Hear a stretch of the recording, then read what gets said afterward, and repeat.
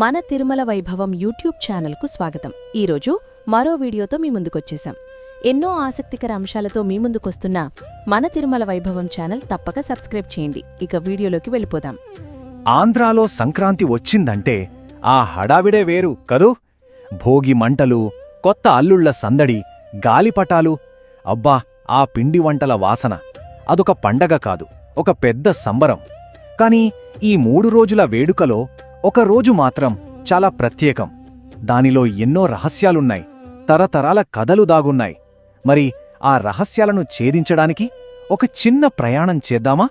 ఈరోజు మనం ఈ స్పెషల్ డే వెనుకున్న ఒక పురాతన కోడ్ని బ్రేక్ చేద్దాం.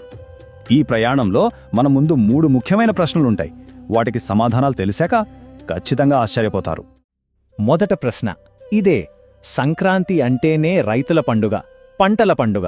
మరి అలాంటి మేజర్ ఫెస్టివల్లో ఒక రోజంతా దేవుళ్ల కోసమో పంటల కోసమో కాకుండా జంతువులకు ఎందుకు డెడికేట్ చేశారు? ఆలోచించాల్సిన విషయమే కదా. ఇక రెండవ ప్రశ్న, ఒక దేవుడు కొండని చిటికెన వేలుతో ఎత్తిన కథ మనందరికీ తెలుసు. ఒక పక్క ఈ పురాణ కథ, మరో పక్క ఆకాశంలో సూర్యుడి ప్రయాణం అంటే ఆస్ట్రానమీ. ఈ రెండింటికి అసలు సంబంధమేంటి? వీటిని కలిపే ఆ కనిపించని లింక్ ఏంటి? చివరగా మూడో ప్రశ్న, మన దేశంలో ఓ ప్రత్యేకమైన పల్లెటూరి సంప్రదాయానికి ప్రపంచవ్యాప్తంగా జరిగే హార్వెస్ట్ ఫెస్టివల్స్కి మధ్య దాగున్న సీక్రెట్ కనెక్షన్ ఏంటి? ఈ 3 ప్రశ్నలు మనల్ని ఒక అద్భుతమైన అన్వేషణకు తీసుకెళ్లనున్నాయి.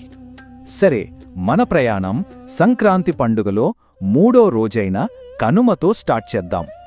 ఈ రోజు ప్రధానంగా పశువులకు డెడికేట్ చేసింది. దీని ఆచారాలు, సంప్రదాయాలు చాలా ప్రత్యేకమైనవి. కనుమ రోజు మనకిద్దరు కనిపిస్తారు కదా, హరిదాసు, గంగిరెద్దు. వీళ్ళు కేవలం ఎంటర్టైనర్స్ కాదు, వాళ్ల వెనుక పెద్ద ఆధ్యాత్మిక ప్రాముఖ్యత ఉంది. చూడండి, నుదుటన నామాలు, తలపై అక్షయపాత్రతో వచ్చే హరిదాసు సాక్షాత్తు విష్ణుమూర్తి స్వరూపమంటారు.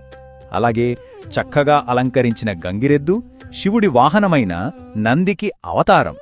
వీళ్ళిద్దరూ ఇంటికొస్తే సాక్షాత్తు హరిహరుల ఆశీస్సులు అందినట్లే అన్నమ్ముతారు. అయితే పశువులకిచ్చే ఈ గౌరవం కేవలం భక్తితో వచ్చింది కాదు. దీని వెనక బలమైన ప్రాక్టికల్ రీజన్ కూడా ఉంది. ఆలోచించండి, ఒక రైతు జీవితంలో పశువులు పార్ట్నర్స్ లాంటివి. పొలం దున్నడం దగ్గర్నుంచి ఎరువు అందించడం వరకు, వంట చెరుకుగా, చివరికి పాల ద్వారా అదనపు ఆదాయం ఇవ్వడం వరకు అగ్రికల్చరల్ ఎకానమీకి అవే బ్యాక్బోన్. అందుకే కన్మంటే కేవలం పూజ కాదు, అదొక థ్యాంక్స్ గివింగ్ డే. ఇప్పటిదాకా మనం ఆచారాల గురించి చూసాం. ఇప్పుడు వాటికి ప్రాణం పోసిన పురాణ కథల లోతుల్లోకి వెళదాం. ఎందుకంటే ప్రతి సంప్రదాయం వెనుక ఒక కథ ఉంటుంది. ఆ కథే దాన్ని సజీవంగా ఉంచుతుంది. అవును, ప్రతి ఆచారం మన పూర్వీకులు చెప్పిన కథ, భూమిని దైవంతో కలిపే ఒక మ్యాప్. ఈ మాటలు కనుమ పండుగ సారాన్ని పర్ఫెక్ట్గా చెప్తాయి. దాని వెనుక ఉన్న ఆ పురాణ కథే ఈ ఆచారాలన్నింటికీ ఊపిరిపోసి మనల్ని ప్రకృతితో, దైవంతో కనెక్ట్ చేస్తోంది. కథేంటంటే, శ్రీకృష్ణుడు గోకుల వాసులతో మనకు జీవనాధారమైన ఈ గోవర్ధన పర్వతాన్ని పూజిద్దాం, వర్షదేవుడు ఇంద్రుణ్ణి కాదు అంటాడు. ఆ మాటకి ఇంద్రుడికి కోపమొచ్చేస్తుంది. ప్రతీకారంగా కుండపోత వర్షాలతో గోకులాన్ని ముంచెత్తుతాడు. అప్పుడు మన కృష్ణుడు ఏం చేశాడో తెలుసు కదా. ఆ గోవర్ధన పర్వతాన్నే తన చిటికెన వేలితో గొడుగులా పైకెత్తి ఊరి ప్రజల్ని, పశువుల్ని కాపాడాడు. కనుమ పండుగ ఆ విజయానికి, ఆ రక్షణకు గుర్తు. ఇప్పుడు ఒక స్పెసిఫిక్, చాలా లోతైన ఒక లోకల్ ట్రెడిషన్ గురించి చూద్దాం. ఈ నంబర్ 400. దీని వెనక ఓ పెద్ద చరిత్రే ఉంది. కనుమ రోజున ముఖ్యంగా కోనసీమలో దాదాపు 400 ఏళ్లుగా ప్రభల తీర్థం అనే వేడుకని కంటిన్యూస్గా జరుపుకుంటున్నారు. ఇది ఎంత గొప్ప సాంస్కృతిక సంపద అంటే, రీసెంట్గా మన రిపబ్లిక్ డే పరేడ్లో కూడా దీన్ని ప్రదర్శించారు. దేశం మొత్తం మన కోనసీమ వైభవాన్ని చూసింది. ఓకే, ఇప్పటిదాకా మనం భూమి మీద ఉన్న కథలు, సంప్రదాయాల గురించి మాట్లాడుకున్నాం. ఇప్పుడు మన ఫోకస్ ఆకాశం వైపు. ఈ పండగ టైమింగ్ వెనక ఉన్న సైంటిఫిక్ అండ్ ఆస్ట్రోనామికల్ రీజన్స్ ఏంటో చూద్దాం. సంక్రాంతి పండుగ ఉత్తరాయణం అనే ఒక ముఖ్యమైన కాలాన్ని స్టార్ట్ చేస్తుంది. ఉత్తరాయణం అంటే కేవలం ఒక పదం కాదు, అదొక మేజర్ ఆస్ట్రోనామికల్ ఈవెంట్. సింపుల్గా చెప్పాలంటే, ఈ రోజు నుంచి సూర్యుడు నార్త్ వైపు తన జర్నీని మొదలు పెడతాడు. హిందువులకు ఇది చాలా పవిత్రమైన సమయం. ఈ టైం లైన్ చూస్తే మనకు ఇంకా క్లియర్గా అర్థమవుతుంది. డిసెంబర్ 22 అంటే సంవత్సరంలో అతి చిన్న రోజు. అక్కడి నుంచి జనవరి 14 లేదా 15న మకర సంక్రాంతి రోజున సూర్యుడి ఉత్తర ప్రయాణం అఫీషియల్గా స్టార్ట్ అవుతుంది. దీని అర్థం ఏంటంటే ఇకపై పగటి సమయం మెల్లమెల్లగా పెరుగుతుంది, మనకు ఎక్కువ సూర్యరశ్మి దొరుకుతుంది. ఇది రాబోయే పంటలకు ఒక మంచి సిగ్నల్ అన్నమాట.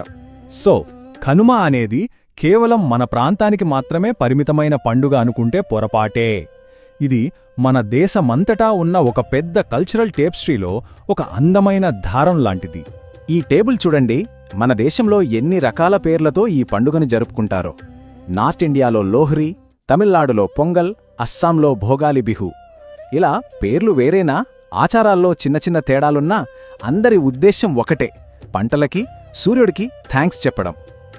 రైట్, మన ప్రయాణం చివరకొచ్చింది. మనం మొదట్లో వేసుకున్న ఆ 3 ప్రశ్నలకి సమాధానాలు తెలుసుకునే టైం వచ్చేసింది. మొదటి ప్రశ్న గుర్తుంది కదా, పంటల పండుగలో ఒక రోజంతా జంతువులకు ఎందుకు? దానికి సమాధానం ఒకే ఒక్క మాటలో చెప్పాలంటే కృతజ్ఞత. పశువుల్ని కేవలం జంతువులుగా కాదు, తమ ఎదుగుదలలో, తమ జీవితంలో భాగస్వాములుగా చూస్తారు. అవి చేసే శ్రమకు, అవి ఇచ్చే ప్రతిదానికి మనస్ఫూర్తిగా థ్యాంక్స్ చెప్పడమే కనుమ ముఖ్య ఉద్దేశం. ఇక రెండో ప్రశ్న, పురాణానికి ఆస్ట్రానమీకి ఉన్న కనెక్షన్ ఏంటి? ఇక్కడే అసలు మ్యాజిక్ ఉంది. మైథాలజీ, సైన్స్ రెండూ ఒకే చోట కలుస్తాయి. కృష్ణుడు తన ప్రజల్ని కాపాడిన కథ ఎప్పుడు సెలబ్రేట్ చేసుకుంటున్నాం? ఉత్తరాయణంలో. అంటే సూర్యుడు మళ్లీ తిరిగి వచ్చి రాబోయే పంటల్ని కాపాడతాడని ప్రామిస్ చేసే ఆస్ట్రోనామికల్ మూమెంట్లో. సో రెండింట్లో common point protection and prosperity, రక్షణ మరియు శ్రేయస్సు. ఇక చివరి ప్రశ్న, మన లోకల్ ట్రెడిషన్కి గ్లోబల్ సెలబ్రేషన్స్కి ఉన్న లింక్ ఏంటి? కనుమ అనేదే ఒక యూనివర్సల్ హ్యూమన్ ఫీలింగ్కి మన లోకల్ టచ్. ప్రపంచంలో ఏ కల్చర్ తీసుకున్నా సరే వాళ్ళు తమని పోషించే ప్రకృతికి, పంటలకి ఏదో ఒక రూపంలో థ్యాంక్స్ చెప్తారు. కనుమ ఆ గ్లోబల్ ఫీలింగ్ ఆఫ్ గ్రాటిట్యూడ్కి మనం అంటే తెలుగువాళ్లు ఇచ్చే ఒక అందమైన రూపం అంతే. సో కనుమ మనకు నేర్పేది ఒక్కటే, కృతజ్ఞత, ప్రకృతితో మనకున్న కనెక్షన్. ఓకే, మనలో చాలామందికి ఇప్పుడు వ్యవసాయంతో డైరెక్ట్ సంబంధం లేకపోవచ్చు. మరి అలాంటప్పుడు మనల్ని పోషిస్తున్న ఈ ప్రపంచానికి మన గ్రాటిట్యూడ్ చూపించడానికి మనం ఎలాంటి కొత్త సంప్రదాయాలను, కొత్త పద్ధతులను క్రియేట్ చేసుకోవచ్చు? ఒక్కసారి ఆలోచించండి. చూశారు కదా, ఒక మంచి వీడియో. ఇలాంటి మరిన్ని మంచి వీడియోల కోసం మన తిరుమల వైభవం ఛానల్ తప్పక సబ్స్క్రైబ్ చేయండి. మరియు ఈ వీడియో కూడా లైక్ మరియు షేర్ చేయండి. అన్నట్టు క్రింద డిస్క్రిప్షన్లో ఉన్న మన వాట్సాప్ ఛానల్ తప్పక ఫాలో అవ్వండి. అక్కడ మరిన్ని ఆసక్తికర విషయాలు తెలుసుకోవచ్చు.